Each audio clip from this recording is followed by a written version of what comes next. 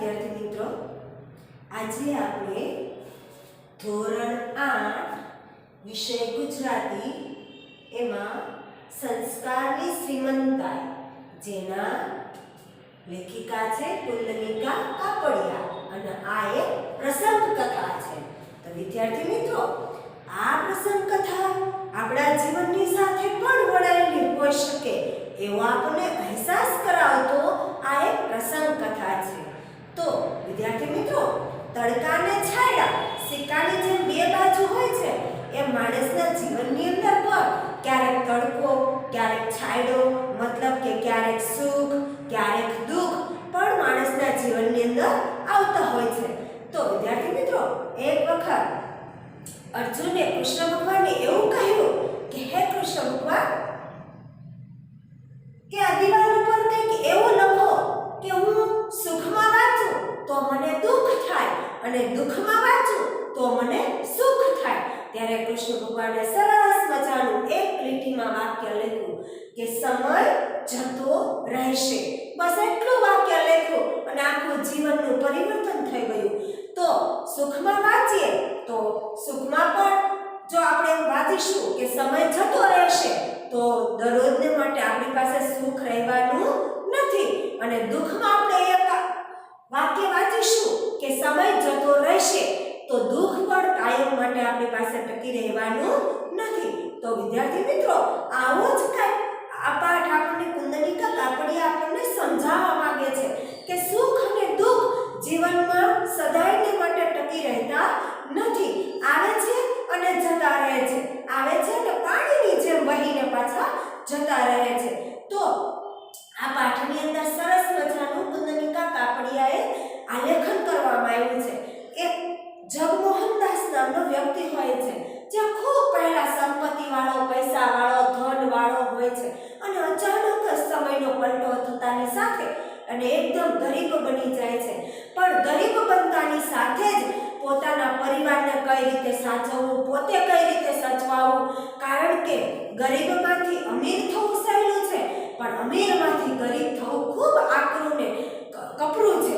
તો એવી પરિસ્થિતિમાં આ જગમોહનદાસ પોતાને અને પોતાના પરિવારને કઈ રીતે સાચવે છે અને રહે છે અને પોતાના સંસ્કારોને કઈ રીતે જાળવી રાખે છે એ ચિત્રણ કુંદનિકા કાપડિયાએ સરસ મજાનું પ્રસંગનું ચિત્ર આ પાઠની અંદર આપણને દર્શાવવામાં આવ્યું છે। તો વિદ્યાર્થી મિત્રો, તમે ભણવા માટે તૈયાર છો ને? તો ચાલો તમે સંસ્કારની શ્રીમંતાઈ તમારું પાઠ્યપુસ્તક સાથે ખુલ્લું રાખજો। તો આપણે પહેલા લેખિકાનો પરિચય લઈ લઈએ। જન્મ છે ઈસવીસન 1927। તો હાલમાં કુંદનિકા કાપડિયા જીવતા છે। તો કુંદનિકા કાપડિયાનો જન્મ લીંબડી મુકામે થયો છે। તેઓ વાર્તાકાર તેમજ નવલકથાકાર તરીકે જાણીતા છે। પ્રેમના આંસુ, કાગળના હોડી વગેરે તેમના જાણીતા વાર્તા સંગ્રહ છે। 7 પગલા આકાશમાં એમની બહુ ચર્ચાયેલી નવલકથા છે। પરમ સમીપે વિશિષ્ટ રીતે તૈયાર કરેલો એક પ્રાર્થના સંગ્રહ છે અને એમણે સાહિત્યની સાથે સાથે સમાજ સેવા અંગીકાર કરી છે। અંગીકાર કરવો એટલે સ્વીકાર કર્યો છે। હાલ તેઓ વલસાડ નજીક આવેલા નંદીગ્રામમાં સ્થાયી થઈ સાહિત્ય સર્જન કરી રહ્યા છે। માનવ જીવનની ઘટમાળ એવી છે કે એમાં સુખ પછી દુઃખ, ચડતી પછી પડતી કુદરતના ક્રમ પ્રમાણે અવશ્ય આવતા જ હોય છે। આવા સમયે જરા પણ વિચલિત થયા વગર સ્વસ્થતા જાળવી રાખવી, આવી પરિસ્થિતિનો ખરા દિલથી સ્વીકાર કરી એ જ સાચા સંસ્કાર છે। એમાં સંસ્કારની શ્રીમંતાઈ રહેલી છે। એક સમય હતો જ્યારે શેઠ જગમોહનદાસ અને એમના કુટુંબ શ્રીમંતાઈમાં ઝૂલતું હતું। શ્રીમંતાઈમાં એટલે ઘરમાં સુખ સુવિધા સગવડ હોવું અને ઘર ધનવાન હોવું। અચાનક ભાગ્યની દશા પલટાઈ જાય છે। કાયમી ગરીબી તેમના કુટુંબ ઉપર ઉતરી આવી ત્યારે પણ કુટુંબનો એક પણ સભ્ય આબાલ વૃદ્ધ, આબાલ એટલે નાનેથી માંડી અને ઘરડા સુધી સૌ કોઈ સ્થિતિનો વાંક કાઢવાને બદલે, નિરાશ થવાને બદલે પોતાના ભાગ્ય આવતું કર્તવ્ય બજાવતું અને એકમેકને મદદરૂપ થવાનું ચાલુ રાખે છે. તો વિદ્યાર્થી મિત્રો, આપણે પણ આપણા જીવનની અંદર જ્યારે પણ આવી કપરી પરિસ્થિતિ આવી જાય કે ગરીબાઈ આવી જાય કે મુશ્કેલી આવી જાય તો ત્યારે એનો મુશ્કેલીનો સામનો પરિવારમાં એકજૂથ થઈને, એક મત થઈને, એક વિચાર થઈને એ પરિસ્થિતિનો સામનો કરવો જોઈએ, નહીં કે એ પરિસ્થિતિથી ડરી જવું જોઈએ. તો આપણે પાઠની આગળ શરૂઆત કરીએ.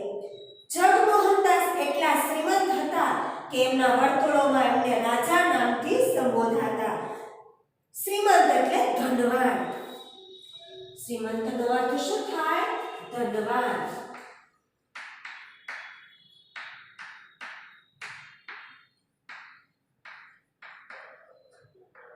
પૈસાવાળા.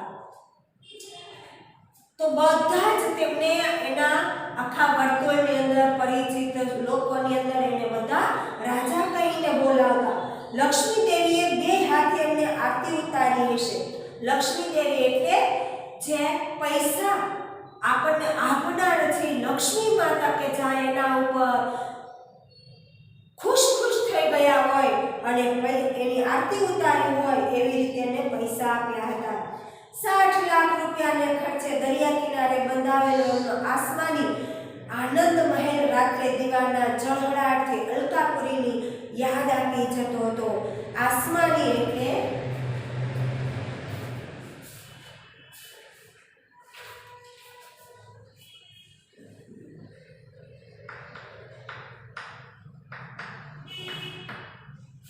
આકાશ જેવા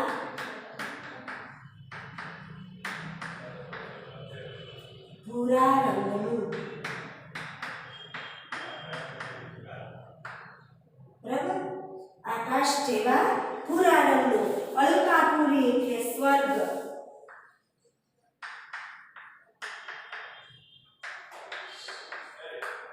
અલકાપુરી એટલે શું થાય? સ્વર્ગ. તો જાણે કે એને આમ સ્વર્ગ પ્રાપ્ત થઈ ગયું હોય એવો એને મહેલ પણ બંધાવેલો હતો. તેમને ઘેર 6 મોટર ગાડીઓ હતી અને નોકર ચાકરનો તો પાર જ નહીં. 6 તો એને મોટર ગાડી છે ને આપણે 4 વ્હીલ કહીએ છીએ, તો એવી 6 4 વ્હીલ હતી અને નોકર ચાકરનો તો પાર જ ન હતો. જગમોહનદાસના કુટુંબમાં 8 સભ્યો હતા. તેમના પત્ની પાર્વતીબહેન, વૃદ્ધ પિતા દયાળજીભાઈ, 26 વર્ષનો પુત્ર સુમોહન, પુત્રવધુ ઉત્પલા, તેમના 2 બાળકો મિલન તથા મૃણાલ, 16 વર્ષની પુત્રી પ્રીતિ અને જગમોહનદાસ પોતે. કુલ 8 સભ્યો ઘરમાં હતા. આટલા બધા વૈભવી સ્થાનમાં જ્યાં દરેક જણ પોતાની ઈચ્છા પ્રમાણે કરી શકતું હોય ત્યાં કુટુંબમાં ઘર્ષણનો કેવો પ્રસંગ સામે ઊભો થાય. બરાબર? તો લોકો છે કુટુંબની અંદર બધા પોતપોતાની રીતે મોજ શોખથી, શાંતિથી, ખુશીથી રહેતા હોય તો ઘર્ષણ એટલે કે સંઘર્ષ, ઝઘડો થવાનું કોઈ કારણ જ ન હતું. બધા જ લોકો ખૂબ સુખી હતા. જિંદગી સામે ફરિયાદ કરવાનું એમની સાથે કોઈ કારણ હતું નહીં, કે એકબીજાની સાથે કોઈ ઝઘડો કરે કોઈ એવું કારણ જ હતું નહીં, કારણ કે બધાને સુખ સગવડ સુવિધાઓ પૂરતા પ્રમાણમાં મળી રહેતી હતી. પણ વિધાતાના ખેલમાં અજબ વળાંક રહ્યા હોય છે. જગમોહનદાસ સટ્ટાનો વેપાર કરતા હતા. તો જગમોહનદાસના ઘરની અંદર બધાને પૂરી સુખ સુવિધા સગવડો મળતી, એટલા માટે વિધાતા એટલે બ્રહ્મા, જેને આપણે ભગવાન કહીએ છીએ, વિધાતા એટલે શું થાય? બ્રહ્મા. તો વિધાતાને કંઈક અલગ જ મંજૂર હતું. વેપારમાં એમને એક ભયંકર ફટકો પડ્યો અને વિપત્તિ જ્યારે આવે છે ત્યારે એકલા હાથે આવતી નથી. એની સાથે એના લાવ લશ્કરને પણ સાથે લાગે છે. તો કહેવાય કે વિધાતા જ્યારે ખેલ રચે ત્યારે એકલા હાથે એક ફટકો આપતી નથી. અને વિપત્તિ એટલે દુઃખ. વિપત્તિ એટલે શું થાય? દુઃખ.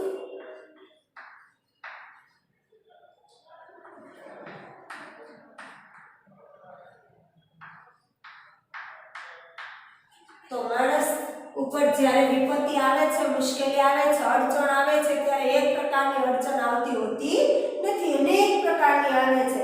એક કહેવત અનુસાર એ ફટકાની પાછળ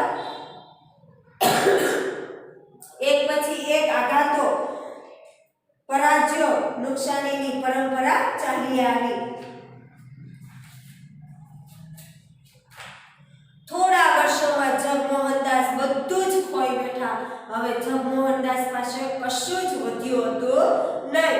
એની સામે એટલી મુશ્કેલી આવી કે બધું જ એની પાસેથી છીનવાઈ ગયું.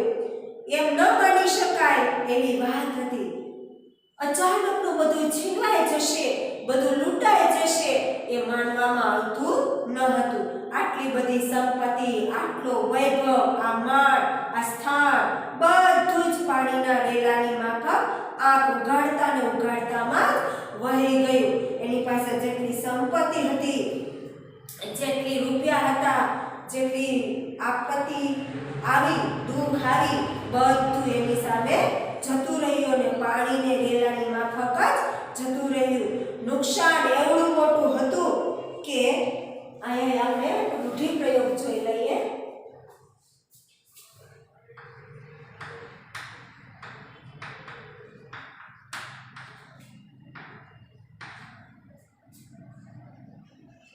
પાણીના રેલા માફક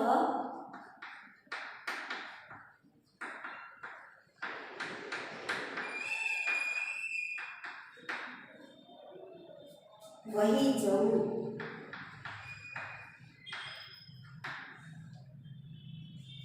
એટલે ઝડપથી નાશ પામવું.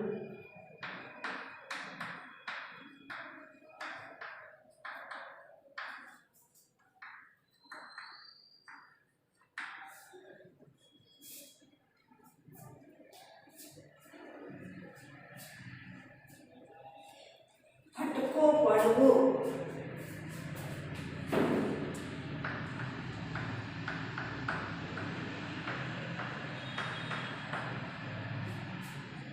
નુકસાન થવું.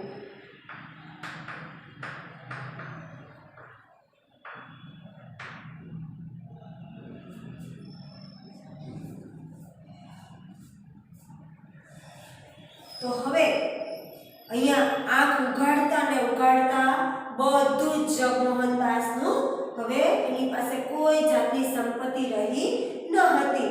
નુકસાન એવડું હતું કે શેઠને પોતાનો બંગલો સુદ્ધા વેચી નાખવો પડ્યો.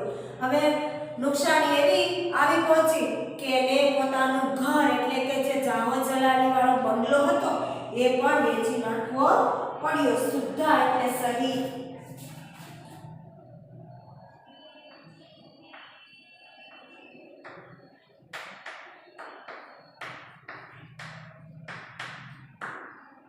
સહિત અથવા સાથે.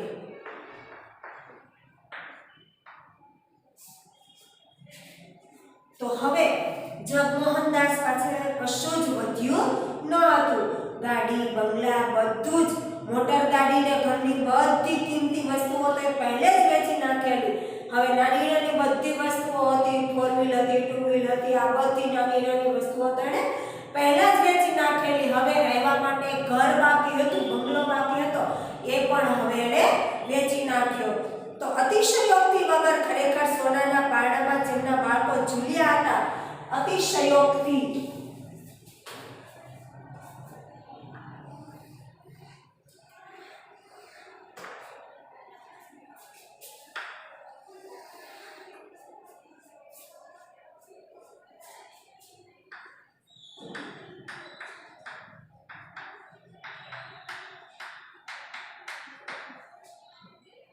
હોય તે કરતા વાત વધારીને રજૂ કરવી.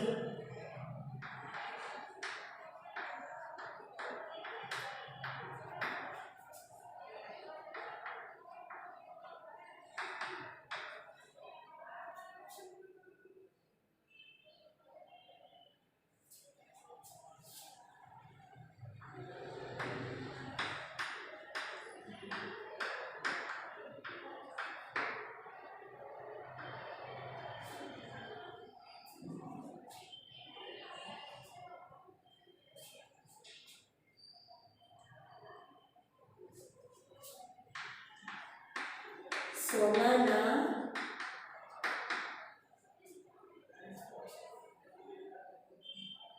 પારણામાં ઝૂલવું.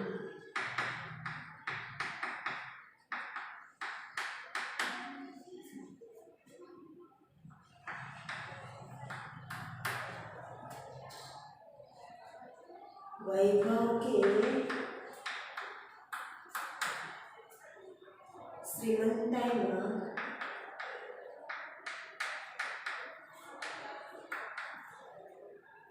ઉછળવું.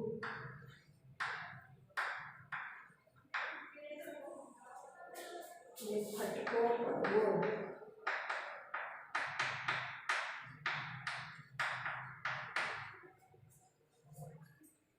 પરાજિત થવું.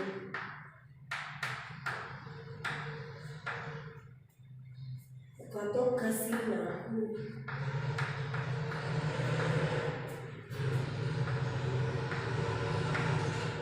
બરાબર. વિદ્યાર્થી મિત્રો, સોનાના પારણામાં ઝૂલવું એટલે વૈભવ કે શ્રીમંતાઈમાં ઉછળવું. ઉછળવું એટલે મોટા થવું, કે જ્યારથી આપણે જન્મ થયો હોય ત્યારથી મોટા થઈએ ત્યાં સુધી આપણને બધી સુખ સગવડો પ્રાપ્ત થઈ હોય, મળી હોય, પણ અચાનકની જો ગરીબી આવી જાય તો બધું છીનવાઈ જાય. એટલે સોનાના પારણામાં ઝૂલવું કે વૈભવ કે શ્રીમંતાઈમાં ઉછળવું. તો એનો અર્થ એવો થાય કે બધી સુખ સગવડો આપણને પ્રાપ્ત થવી, મળી રહેવી.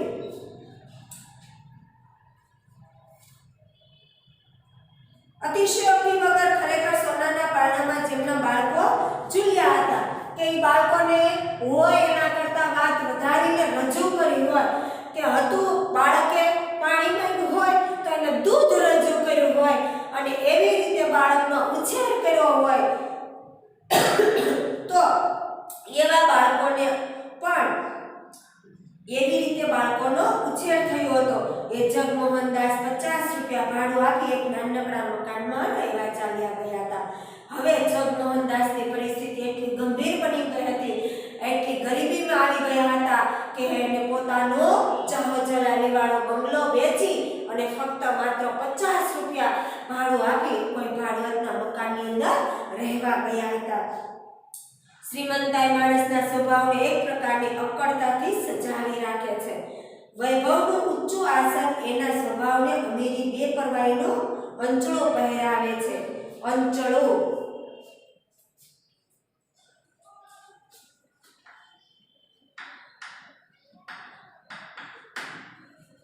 એટલે કશુંક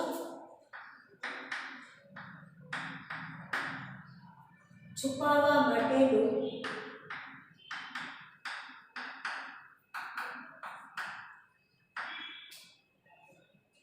ઓઢાણ.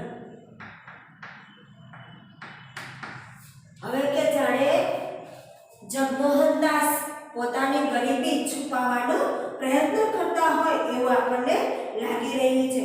પણ માણસની સામે જ્યારે આફતો આવી પડે છે ત્યારે પાયના હિસાબ ઉપર એને દિવસો ખેંચવાના હોય છે, કે જ્યારે માણસ ઉપર ગરીબીની આફત આવી પડે છે ત્યારે એક એક નાનકડા રૂપિયાનો પણ વિચાર કરી અને આગળ વધવું પડે છે. ત્યારે એના સ્વભાવમાં સમતુલા અને ઔદાર્ય કેટલા રહે છે એ એક નિરીક્ષણ કરવા જેવી વસ્તુ છે, કે માણસ જ્યારે ગરીબી આવી પડે છે ત્યારે પોતાના સ્વભાવને સમતલ સમભાવથી કઈ રીતે ટકાવી રાખે છે, સ્થિર પોતાના મગજને કઈ રીતે રાખી શકે છે, એ એક સમજવા જેવી વાત છે. તો ઔદાર્ય એટલે ઉદારતા.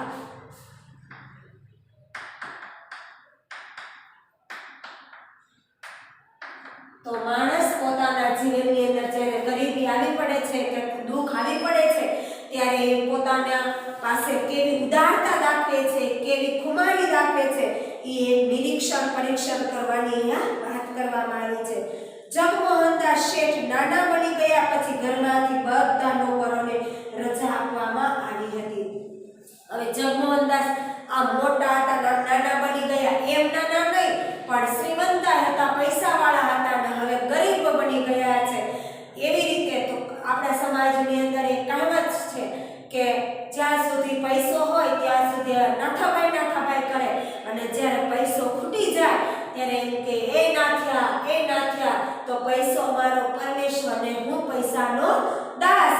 તો અત્યારે સમાજની અંદર મોટા ભાગે આપણને પૈસાથી જ માણસની કિંમત, મૂલ્ય અને મોહ અંકાતો દેખાતો આપણને જોવા મળે છે. પણ અહીંયા જ્યારે જગમોહનદાસ ગરીબ બની જાય છે તો એની અંદર આપણને ઉદારતાની ખુમારી પણ આપણને સાથે જોવા મળે છે કે પોતાના સ્વભાવની અંદર પોતાની ઉદારતાની કે પોતાના પરિવારના સભ્યોની અંદર આપણને આ નીચલી કક્ષાનું જે સ્વભાવ જોવા મળે છે જોવા મળતો નથી. પણ એક નિખાલસતાથી, ઉદારતાથી બધા લોકો કઈ રીતે આગળ વધે છે એ આપણને જોવા મળે છે. હવે બધા જ નોકરોને રજા આપી દેવામાં આવી. કેવળ માત્ર એક ઘાટી ઘરનું કામ કરતો હતો. તો એક વ્યક્તિ જે હતો એ ઘાટી ઘરનું કામ કરતો હતો એને રાખવામાં આવ્યું. રસોઈનું કામ સ્ત્રી વર્ગે જાતે ઉપાડી લીધું હતું અને સ્ત્રી વર્ગ હતી એને પોતે જે ઘરની રસોઈ કરવાની, વાસણ વગેરે વગેરે એ બધું સ્ત્રી લોકોએ ઉપાડી લીધું હતું. ચળકતી નવી મોટરોમાં ફરતા શેઠિયાઓને બદલે હવે એમને ઘેર નાના સામાન્ય માણસોની અવરજવર વધી હતી. હવે જેમ જેમ પેલા મોટરોમાં ફરનારા લોકોની અવરજવર થતી હતી, શેઠિયાઓની અવરજવર થતી હતી, પણ હવે જગમોહનદાસ નાનો માણસ બની ગયો છે કે એના ઘરે હવે નાના માણસોની અવરજવર વધી હતી. જગમોહનદાસની પુત્રી પ્રીતિ મારી મિત્ર હતી. હવે અહીંયા જગમોહનદાસ કહે છે કે એની 16 વર્ષની જે પુત્રી હતી, પ્રીતિ હતી, એની મિત્ર સમાન હતી. કારણ કે વિદ્યાર્થી મિત્રો, જ્યારે બાળક નાનો હોય ને ત્યારે એને એક 5 વર્ષનો થાય ત્યારે એને એ રીતનું ઘડતર આપવું જોઈએ. કારણ કે એને રમવાની ઉંમર હોય છે. ત્યાર પછી 5 થી 6 વર્ષથી 15 વર્ષનું થાય ત્યારે એના ઉપર થોડુંક અનુશાસન લાવવું જોઈએ. એના ઉપર થોડા સ્ટ્રીક્ટ કડક વલણો અપનાવવા જોઈએ. અને બાળક જ્યારે 16 વર્ષનું થાય ત્યારે એની સાથે મિત્રતા જેવો વ્યવહાર કરવો જોઈએ. તો આ આપણા સમાજની રૂઢિ અને રિવાજ છે એના ઉપર આપણે આપણું વ્યક્તિત્વ સ્થાપિત કરી શકીએ. તો અહીંયા કહેવામાં આવ્યું છે કે એની પુત્રી પ્રીતિ એની મિત્ર સમાન હતી. હું એ લોકોને ઘણા સમયથી ઓળખતી, પણ મારું એમને ત્યાં જવા આવવાનું ઓછું રહેતું. પણ એમની બદલાયેલી સ્થિતિ પછી હું એમને ત્યાં અવારનવાર જતી અને પ્રીતિ અને એની બાને કામમાં મદદ કરતી. એ લોકોને કદી કામ નહોતું કર્યું એટલે અગવડો તો પારાવાર ઊભી થતી, પણ તેઓ તેને નિભાવી લેતા હતા, ચલાવી લેતા હતા. એક દિવસ બપોરે હું એમને ત્યાં ગઈ ત્યારે બહારના વરંડામાં દયાળજીભાઈ બેઠા બેઠા ચશ્મા ચડાવીને છાપું વાંચતા હતા. વરંડા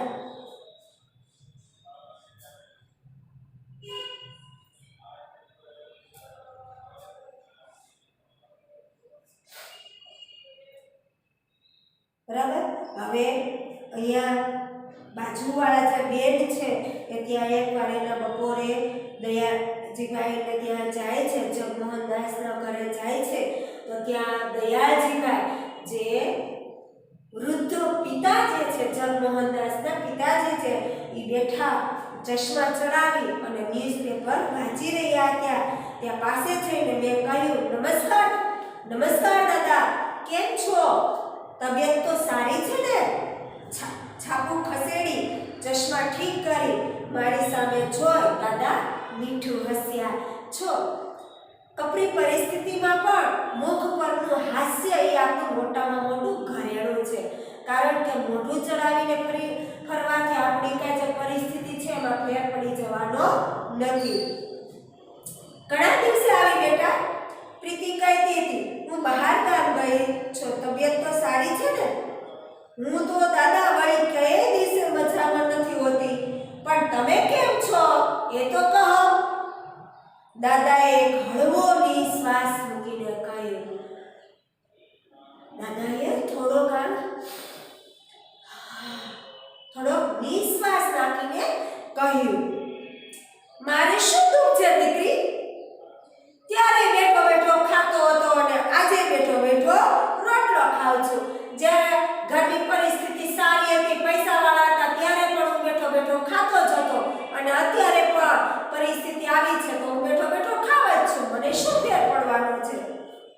હજુ આજે પણ સવારે હું પથારીમાંથી ઉઠું કે મસાલો નાખેલી ગરમ ચાનો સરસ કપ હાજર થઈ જાય છે અને આજે પણ હું સવારે ઉઠું એટલે તરત જ મને ગરમા ગરમ ચાનો કપ મળી જાય છે. વહુ મને પૂછીને રસોઈ બનાવે છે ને મારી તબિયત માટે જુદું પણ રાંધે છે. તો મને શું તકલીફ હોવાની? પહેલા પણ વહુ ને આ રીતના નોકર ચાકરોને દ્વારા મને ખાવાનું મળતું. આજે વહુ મને પૂછે છે, જે ખાવું હોય એ મને બનાવી આપે છે, અલગ રાંધી આપે છે. બપોરે છાપા વાંચું છું અને સાંજે ફરવા જાઉં છું. મોટર નથી એટલે હવે ચાલવાની કસરત મળે છે. પહેલા હું થોડો મોટર એટલે કે ફોર વ્હીલની અંદર જાતો અને હવે થોડું ચાલીને જાઉં છું, તો એનાથી મને કસરત મળી રહે છે. તે ઉલટું સારું રહે છે અને ચાલવાની ક્રિયા થાય તો એનાથી મારી તબિયત પણ વધારે સારી રહે છે. તો દાદા તમે નિશ્વાસ કેમ મૂક્યો? તો દાદા તમે એટલા દુખી અવાજે કેમ બોલ્યા?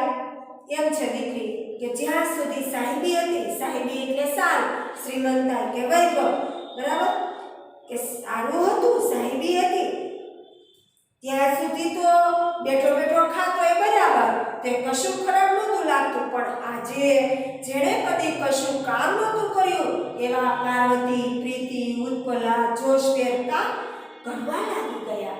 અરે બેટા, મેં નિશ્વાસ એટલા માટે નાખ્યો કે પહેલા હું બેઠો બેઠો ખાતો તો સાહેબી હતી તો એનું મને કોઈ દુઃખ ન હતું. પણ આજે અમારે આ પરિસ્થિતિ છે તો ઉત્પલા, મારી દીકરી, વહુ, આ બધાને કામ કરવું પડે છે એ જોઈ અને મને થોડું દુઃખ લાગે છે. ત્યારે હું બુઢો કશું કર્યા વગર ખાઉં છું તો મને ખૂંચે છે. અને આજે હું બુઢો એટલે કે ઘરડો થયેલો માણસ હું બેઠો બેઠો એકલો ખાઉં છું તો એ મને નડતરરૂપ લાગે છે. પણ હવે હું શું કરી શકું? મારી જુવાની તો મેં ઘણું કામ કર્યું છે, પણ અત્યારે આ અવસ્થાએ મને કોણ કામ આપે?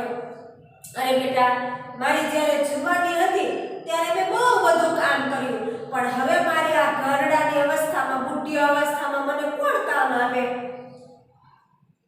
બસ આ જ વાતનું દુઃખ રહ્યા કરે છે મને.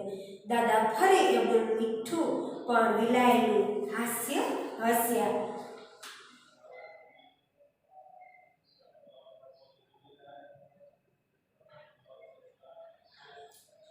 વિલાવું એટલે કરમાવું.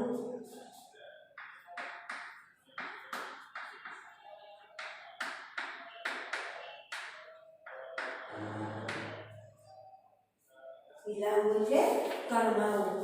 તો દાદા ફરીવાર એનું મીઠું મીઠું હાસ્ય મુખ ઉપર લાવે છે અને આમ થોડું કરમાયેલું હોય, મોઢું નિસ્તેજ થયેલું હોય એવા મોઢા ઉપર હાસ્યનો રેલો છલકાવે છે. કઈ નહીં દાદા, હશે, આવું ચાલ્યા કરે. તમારી અવસ્થા પણ ક્યાં છે કામ કરવા જેવી? મેં આશ્વાસન આપવાનો થોડો પ્રયાસ કર્યો. ઘણી વખત વિદ્યાર્થી મિત્રો જ્યારે દવા કામ ન આવે ને ત્યારે એની જગ્યાએ દુઆ કામ આવતી હોય. કોઈકના બે સારા શબ્દો, સારા વચન, સારી વાણી ત્યારે કામ આવતી હોય. તો વિદ્યાર્થી મિત્રો, જીવનની અંદર એક વસ્તુ યાદ રાખજો કે જીવનની અંદર કુલ 3 મહામૂલ્ય રત્ન છે: જળ, અન્ન અને સુભાષિત. જેમ જળ વગર માનવીને કે પશુ પંખીને કે જીવજંતુને ચાલતું નથી, એમ અનાજ વગર પણ ચાલતું નથી, તો એમ સુભાષિત વગર પણ ચાલતું નથી. સુભાષિત એટલે સારી રીતે બોલાયેલું વચન, ઉક્તિ અથવા બોધ કથન. આપણે કોઈને સારા 2 વેણ કીધા હોય, સારા 2 વચન કીધા હોય તો એ વચન પૂરેપૂરા ઘાવને રૂજાવી દેતા હોય છે. તો એમાંથી ગમે એટલો માણસ બીમાર હોય તો પણ એ પથારીમાંથી દોડવા લાગી જતો હોય છે, એને દવાની પણ જરૂર હોતી નથી. તો વિદ્યાર્થી મિત્રો, આપણાથી બને ત્યાં સુધી કોઈનું હૃદય, કોઈનું દિલ, કોઈનું મન દુભાય નહીં એવા પ્રયત્નો ખાસ કરવા જોઈએ. તો અહીંયા આશ્વાસન આપવાનો પ્રયાસ કર્યો ને અંદર ગઈ ત્યાં સુમોહન બહાર જતો વચ્ચે જ મળી ગયો. હવે સુમોહન એટલે કોણ? તો કે જગમોહનદાસનો પુત્ર. ઓહો દર્શનાબેન, ઘણે દિવસે કઈ? અરે દર્શનાબેન, તમે તો જાજા દિવસે કઈ દેખાણા ને? હા, જરા બહાર ગામ ગઈ હતી. કામકાજ? તમારું કામકાજ કેવું ચાલે છે? નવી નોકરીમાં આનંદ છે ને? આનંદ તો છે દર્શનાબેન, છેક અમેરિકા જઈને ભણી આવ્યો એ નકામો તો ન જ જાય ને. પણ એક વાતનું દુઃખ છે, એના મોં પર વિષાદની રેખાઓ દોરાઈ ગઈ. વિષાદ એટલે દુઃખ, બરાબર? વિષાદ એટલે શું થાય? દુઃખ. એક વાતનું દુઃખ થાય છે, આ પ્રીતિ ઉપર મારી બહુ જ આશા હતી. એને ડોક્ટર બનાવી અમેરિકા ભણવા મોકલવી હતી. તમે તો જાણો છો એ ભણવામાં કેટલી હોશિયાર છે, મારા કરતાંય ક્યાંય વધારે. મને એમ હતું કે મારી નાનકડી વહાલી બહેનને હું ઊંચામાં ઊંચી શક્ય હશે તે કેળવણી આપીશ, પણ હવે એ સ્થિતિ રહી નથી. મને થાય છે કે હું એનાથી મોટો, એટલે મને એ સગવડ મળી ગઈ. હવે સ્થિતિ બદલાય એમાં સહન તો એણે જ કરવાનું ને. વિદ્યાર્થી મિત્રો, હવે અહીંયા સુમોહન થોડો મનમાં ને મનમાં દુઃખ કરે છે કે મેં તો ભણી લીધું, પણ મારી બહેનને જે ભણવાનું જોઈતું હતું, હવે આ પરિસ્થિતિને કારણે મારી બહેન ભણી શકશે નહીં અને ડૉક્ટરનું ઊંચું ભણવાનું ભણી શકશે નહીં. એટલે થોડું એને દુઃખ થાય છે. સહન તો સામાન્ય રીતે મોટા કરે, એ મારાથી નાની તો પણ. હવે મોટે ભાગે તો સહન કોને કરવાનું હોય? તો કે મોટા. પણ હવે અત્યારે કોને વારો આવ્યો સહન કરવાનો? તો કે મારી નાની બહેનને આવ્યો. એનો અવાજ ભીનો થઈ ગયો. ભીનો થઈ ગયો એટલે હવે ઘણી વખત આપણે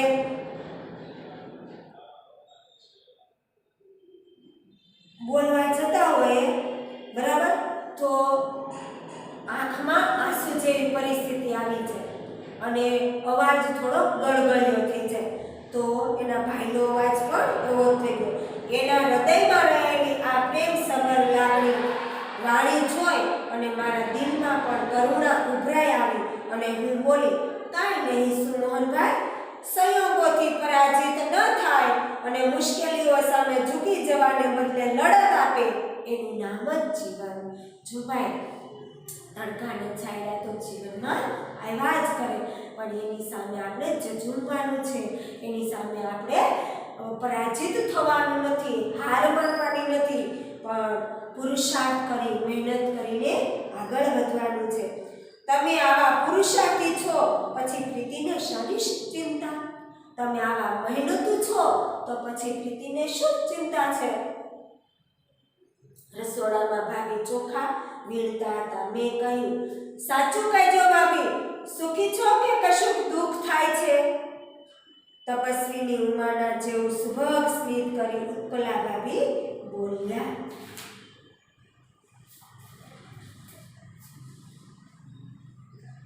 સુભગ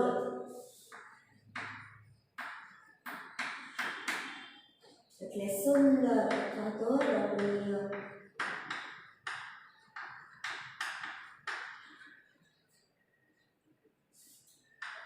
સ્મિત એટલે મંદ હાસ્ય.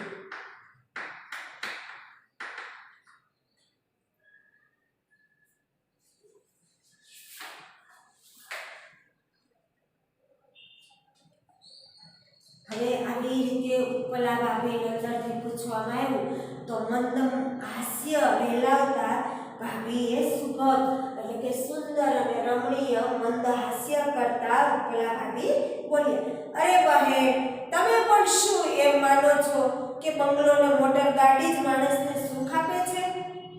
વિદ્યાર્થી મિત્રો, જરૂરી એવું નથી કે આપણને મોટા બંગલામાં જ સુખ મળે, પણ આજે ઘણા એવા શ્રીમંત વર્ગ જે છે કે એને ગાડી, બંગલા, મોટર, ફોર વ્હીલ બધું જ હોય, પણ છતાં રાત્રે સૂવા માટે ઊંઘની ગોળીઓ ખાવી પડે છે. જ્યારે ગરીબ ઘરની જે ઝૂંપડી હોય એ માણસને ઊંઘના ટીકડા ખાવાની જરૂર પડતી નથી. એને એક પડકે જ સવાર થઈ જતી હોય છે. તો જે માણસ ઊંઘે સુખી છે એ જ માણસ જીવનમાં સુખી છે. પૈસા, ધન, દોલતથી જેને હોય એ સુખી કહેવામાં આવતો નથી. અરે, આ કામ કરવામાં જેટલી મજા પડે છે, સાંજના એ નોકરી પરથી થાકીને આવે, અમે જમી લઈએ, પછી રાતે 2 ઘડી વાતો કરતા જે શીળો આનંદ મળે છે એ પેલા પાર્ટી ને ક્લબને બિઝનેસોમાં ક્યારે ન મળતો. તો કહેવાનું કે શીળું એટલે ઠંડુ.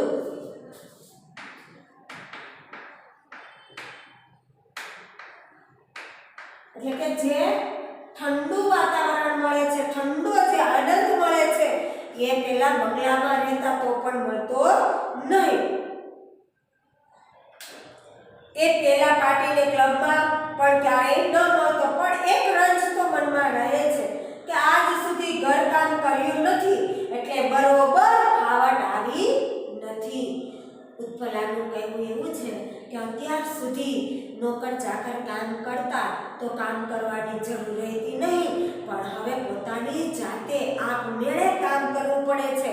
તે થોડું એ વાતનું દુઃખ રહે કે એ કામની અંદર તો ફાવટ રહેતી નથી અને કામ જાતે કરવા પડે છે.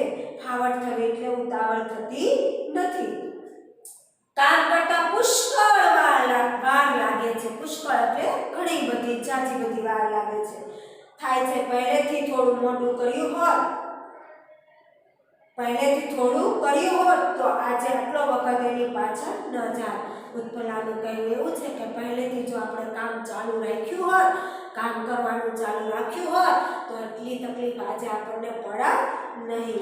અને આજે મને વખત મળત તો હું પણ થોડું ઘણું કમાઈ એમના બોજને હલકો કરી શકત.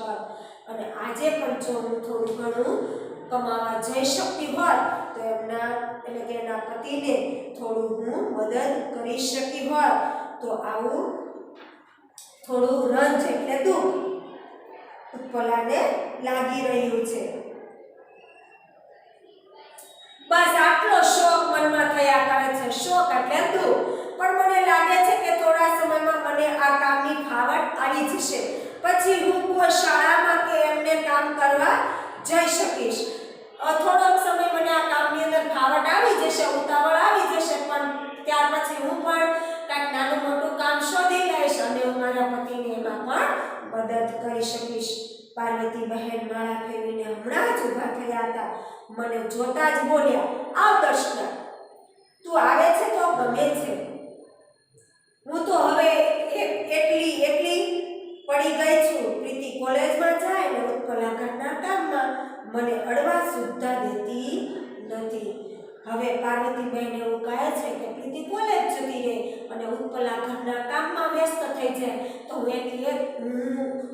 એકલી પડી જાઉં છું કે મારી સાથે કોઈ વાતચીત કરવા માટે હોતું નથી, કારણ કે બધા હવે પોતપોતાના કામમાં વ્યસ્ત થઈ ગયા હોય છે. પણ મારી જે પુત્રવધુ છે ઉત્પલા મને એક પણ કામ અડવા દેતી નથી. બધું જાતે પોતે એકલી કરી લે છે. મિલન મૃણાલને તૈયાર કરું તો પણ કહે, ના બા, અમે બધું કરીશું, તમે રહેવા દો. નાના છોકરાને તૈયાર કરવાનું કામ હોય, સ્કૂલે મૂકવા જવાનું કામ હોય તો પણ ઉત્પલા એમ કહે છે કે બા, તમે રહેવા દો, બધું હું કરી નાખીશ, મારાથી બધું થઈ જશે. પછી આખો દિવસ કરવું પડશે. હવે આખો દિવસ મારે શું કરવું? એકલી અટુલી, કોઈ કામ પણ હોતું નથી. એ હસી. દર્શનાબેન થોડું હસ્યા. કેવા નસીબદાર સાસુ છો તમે. તમે ભાગ્યશાળી છો કે તમને આવી પુત્રવધુ મળી છે કે તમને અત્યારે એક પણ કામ અડવા દેતા નથી. અને મિત્રો, આજે આપણે આ પરિસ્થિતિ જોઈએ છે કે ઘરની અંદર સાસુની કેવી પરિસ્થિતિ હોય છે. હરેક ઘરની અંદર સાસુઓના નાના મોટા ઝઘડાઓ ચાલતા હોય છે. અને એના કારણે આજ સુધી વિદ્યાર્થી મિત્રો, તમે ક્યારે જોયું કે કોઈ પણ દીકરો લગ્ન પહેલા માતા પિતાને વૃદ્ધાશ્રમમાં મૂકવા ગયો હોય? ના, આપણે નથી જોતા.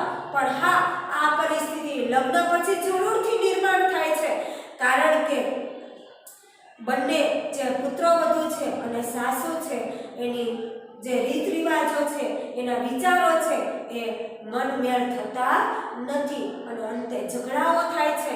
અને અત્યારે ઘણા એવા ઘરડા ઘરોની અંદર આપણને સાસુઓ અને સસરાઓ જોવા મળે છે. તો એ દર્શનાબેન કહે છે કે તમે પાર્વતીબેન ભાગ્યશાળી છો કે તમને આવી પુત્રવધુ મળી છે. આવી બહુ કઈ સહેલાઈથી નથી મળતી હો. એ મારી નજીક આવી ધીમે સ્વરે બોલી. એ હવે પાર્વતીબેનની થોડીક નજીક આવી અને થોડા ધીમા અવાજે બોલી. તે તું શું માને છે કે એ મારું નસીબ છે? એ તો છે દાદાજીના પુણ્યનું બળ. અરે બેન, એવું મારું નથી, મારું નસીબ કાંઈ નથી. એ તો દાદાજીના પુણ્યનું બળ છે, સારા કર્મનું પરિણામ છે. જેવું તમે વાવો એવું તમે લડો. જેવા આપણે કર્મ કરીએ એવું આપણે કર્મનું ફળ ભોગવવું પડે. આ તો અમારા બાપ દાદાનું કર્મનું પુણ્યનું ફળ છે કે આજે અમને ઉત્પલા જેવી બહુ પ્રાપ્ત થઈ. મને ખબર છે ને દાદાજીના દિલમાં ભગવાન બેઠા છે. અરે બહેન, મને ખબર છે ને કે દાદાજીનું હૃદય કેટલું વિશાળ છે. ખુદ એના હૃદયની અંદર ભગવાન બિરાજેલા છે. જિંદગી આખીમાં કદી ખોટું કામ એમણે કર્યું નથી, ખોટું વચન બોલ્યા નથી, કોઈનો તિરસ્કાર કર્યો નથી. ભગવાને સંપત્તિ લઈ લઈને તો ઉલટાની વધુ મોટી આશીષ આપી છે. આશીષ આપવી એટલે આશીર્વાદ આપવા. પણ શોક એટલો થાય છે કે બધાએ આ મુશ્કેલી નિવારવા કંઈક ને કંઈક કામ ઉપાડી લીધું ને હું એકલી રહી ગઈ. અહીંયા બધા જ આખો પરિવાર જાણે એક તાતણે બંધાયેલો હોય એવું આપણને અહીંયા લાગી રહ્યું છે. મને થયું કપડાં સીવતા શીખવું તો સંચો ઘરે વસાવી શકાય. વિદ્યાર્થી મિત્રો, આજે આ પરિસ્થિતિ આપણને ઘરે ઘરે જોવા મળે છે. આપણી માતા બાળકનું ભરણ પોષણ શિક્ષણ સારું લઈ શકે, સારી સગવડથી ભણી શકે. એટલે વિદ્યાર્થી મિત્રો, ક્યારેક મમ્મીને પૂછજો કે મમ્મી, તને થાક તો નથી લાગ્યો ને? રાત દિવસ ઘરનો સંચો ચલાવી લેસપટા મૂકી અને પપ્પાને મદદ કરતી હોય છે, ઘરમાં મદદ કરતી હોય છે. બાળકનું ભવિષ્ય સારું થાય, ઉજ્જવળ બને. કારણ કે માતા પિતાને ખબર છે કે આપણા વડીલોએ જે ખેતરના ઠેફા ભાંગવા પડ્યા, કાળી મજૂરી કરવી પડી, એવી આપણા બાળકને કાળી મજૂરી ન કરવી પડે અને સારી નોકરી મળે.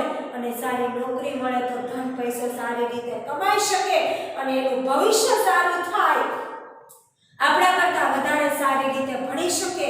એના માટેના અથાગ પ્રયત્ન કરતા હોય છે. તો અહીંયા પાર્વતી બહેન પણ કાંઈક એવો જ વિચાર રજૂ કરે છે કે પણ હું જો કાંઈક સિલાઈ મશીન શીખી જાઉં તો ઘરમાં બધાને મદદ કરી શકું. પણ ડૉક્ટરે કહ્યું હતું આંખે ઝાંખપ આવે છે એટલે આંખનું કોઈ કામ હમણાં કરજોમાં. ઝાંખપ આવું એટલે ઝાંખું ઝાંખું દેખાવું, એટલે કે તમે એવું કોઈ કામ કરતા નહીં કે જેથી કરીને તમારી આંખોની દ્રષ્ટિ નબળી પડે. દવા થઈ જાય પછી ચશ્મા લેવા પડશે. ખરે ટાંકણે વિઘ્ન ઊભું થયું ને. હવે જો આવું થશે તો તમારે પછી દવા લેવી પડશે અને ખરે ટાણે આવું વિઘ્ન ઊભું થયું. બસ આટલું ના હોત તો કશીએ ખોટ ન હતી. બસ જો મારી આંખો જો સારી હોત તો કશી મને ખોટ હતી નહીં. બહાર જઈ પ્રીતિનો હાથ પકડી હું બોલી, પ્રીતિ, તું તો ખૂબ ભાગ્યવાન છે. જે ઘરમાં લોકોમાં આટલી કર્તવ્ય ભાવના, પોતાને ઘસી નાખવાની આટલી ઝંખના હોય, ઘસી નાખવું.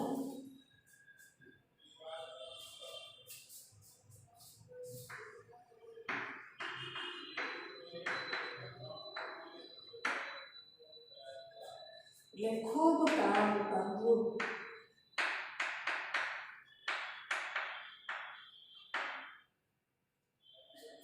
ઝંખના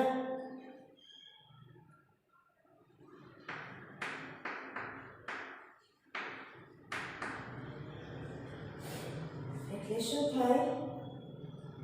આતુરતા સાથેની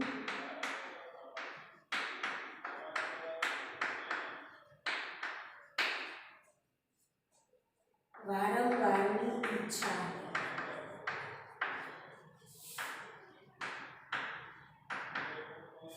અથવા તો વારંવારનું સ્મરણ.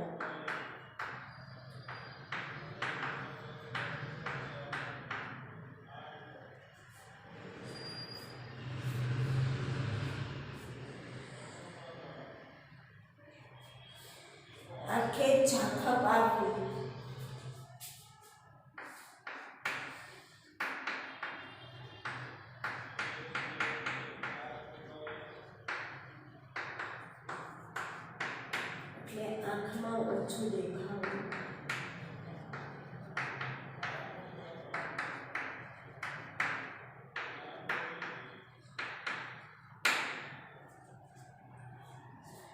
તો અહીંયા એમ કહે છે કે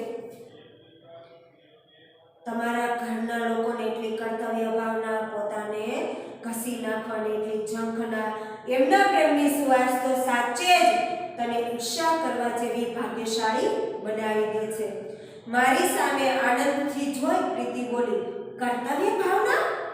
હું તો એને શ્રીમંતાઈ કહું છું. અરે દર્શના બહેન, તમે એને કર્તવ્ય ભાવના કહો છો, પણ હું તો એને મારા ઘરની શ્રીમંતાઈ કહું છું કે મારા ઘરના લોકો એટલા વિચારોથી ધનવાન છે કે પેલી શ્રીમંતાઈ તો વસ્તુનો આડંબર હતો. આડંબર એટલે દેખાડો.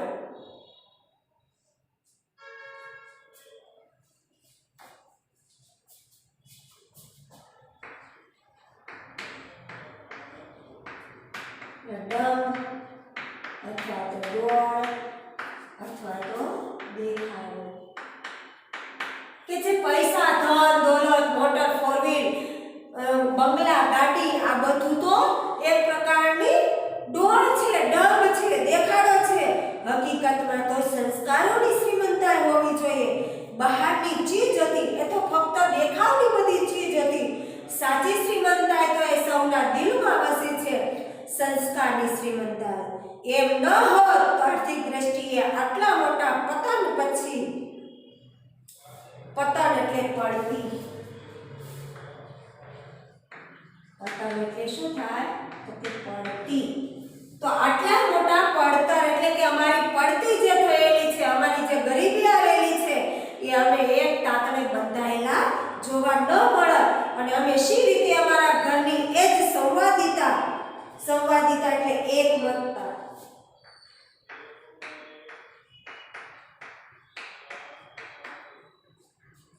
એક રાગ અથવા તો સહમતિ,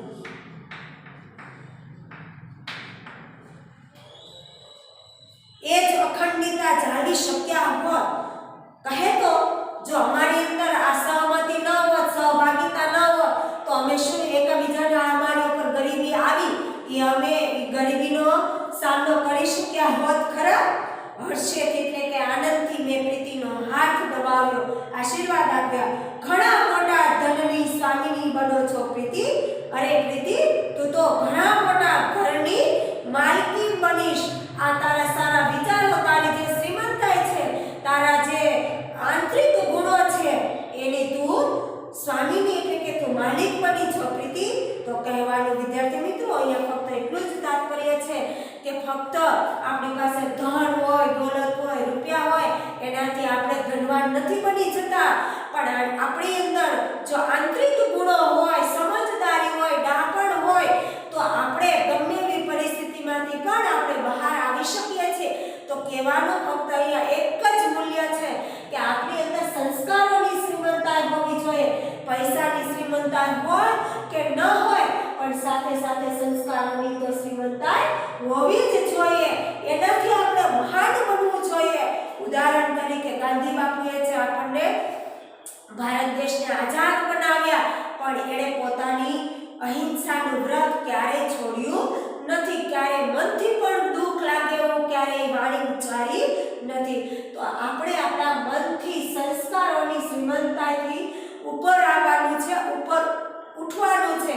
તો વિદ્યાર્થી મિત્રો, આજે આપણે સંસ્કારોનું ઘડતર આપણે જાતે ખુદ ઘડવૈયા બનવું પડશે. અને જેમ ટીપે ટીપે સરોવર ભરાય એમ એક નાનકડા અંશથી આપણા જીવનને આપણે ઉજાગર કરવાનું છે.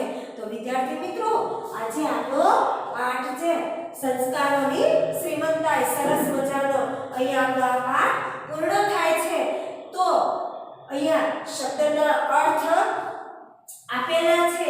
અહીંયાથી આપણા શબ્દાર્થ છે.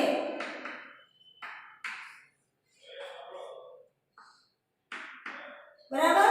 અહીંયાથી આપણા શબ્દના અર્થ છે અને અહીંયા આપણો રૂઢિપ્રયોગ છે. તો એટલા રૂઢિપ્રયોગ તમે પાકા કરી લેજો અને ત્યાર પછી હવે તમને સ્વાધ્યાય આપવામાં આવશે જે સારા અને સુંદર અક્ષરે તમારે બાકી નોટબુકની અંદર લખવાનું છે. તો વિદ્યાર્થી મિત્રો અહીંયા આપણો પાઠ પૂર્ણ થાય છે.